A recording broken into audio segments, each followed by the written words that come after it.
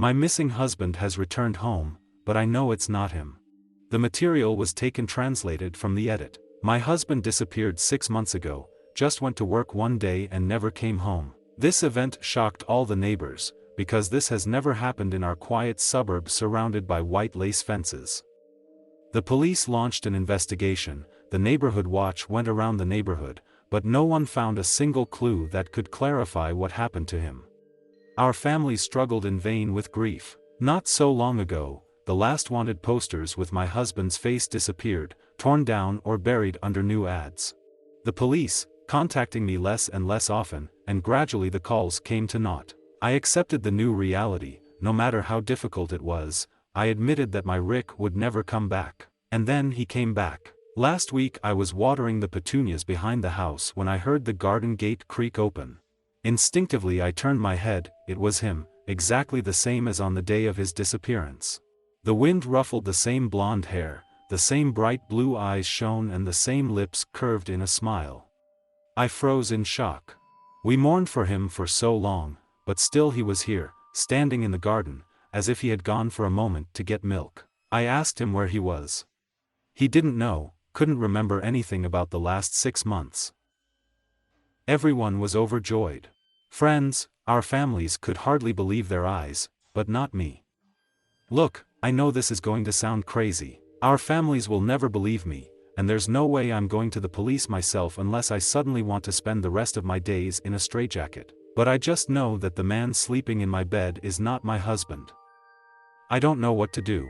I understand intellectually that I should be happy, but no, I'm terrified. In fact, I know a little about the supernatural, the paranormal. I don't even watch horror movies, but this situation gives me goosebumps. You just listen, I'll explain why I'm so sure. And maybe one of you will believe in it. Tell me what to do now.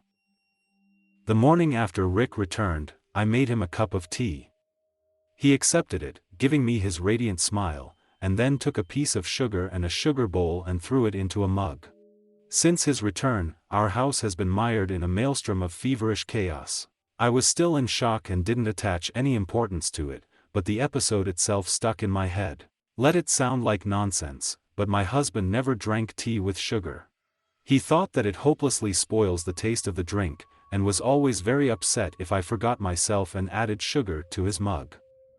And yet this man was drinking tea with sugar. Golf was the next bell. A few days ago there was a golf tournament, and Rick was visiting his mother at the time. One of his favorites was playing, so I was recording the tournament so he wouldn't miss anything. He was a huge golf fan, once even cancelled our anniversary to watch the championship. But when he came home and I showed him the recording, he didn't react. No, of course he said thank you and all that, and then he just asked if I wanted to have dinner and didn't touch the TV. And then one night I woke up around 2 and saw Rick's face, just a couple of centimeters above mine. He looked at me with empty eyes. Not a baby, what are you doing? I asked with a nervous laugh. He didn't answer, just stared through me for another 30 seconds, and then suddenly smiled and said, I'm sorry, dear, I still can't believe that this is all real. And then he turned over and fell asleep, but not me. About a week has passed since his return yesterday. The neighbors gathered for a party to celebrate this event. People from our and neighboring streets came to assure Rick of how happy they were that he was fine. He was always in the thick of the crowd, then stood next to me hugging me, called around, chatting amiably with everyone he met and even with children. Jackson, the little son of Sally, our neighbor, wanted to play hide and seek and Rick was happy to go with him. And I'll tell you what, he would never do anything like that.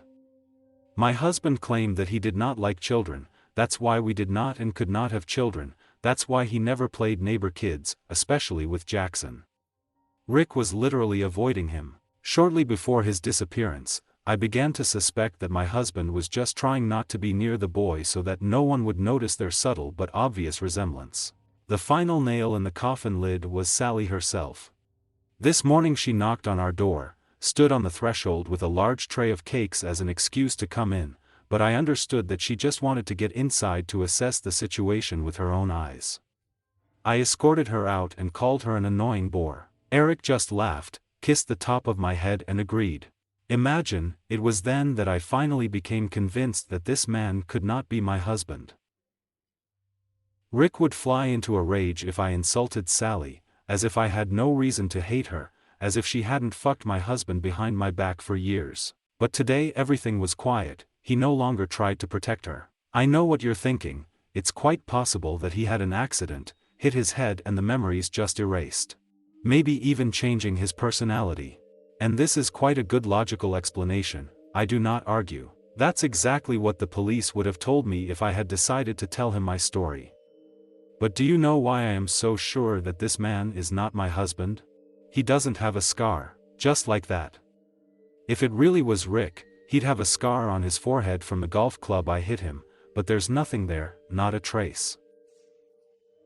To be honest, I'm ready to dig the hell out of my python tonight, just to make sure his body is still there. I have no idea who I'm sharing beds with, but it's definitely not my husband. So what should I do?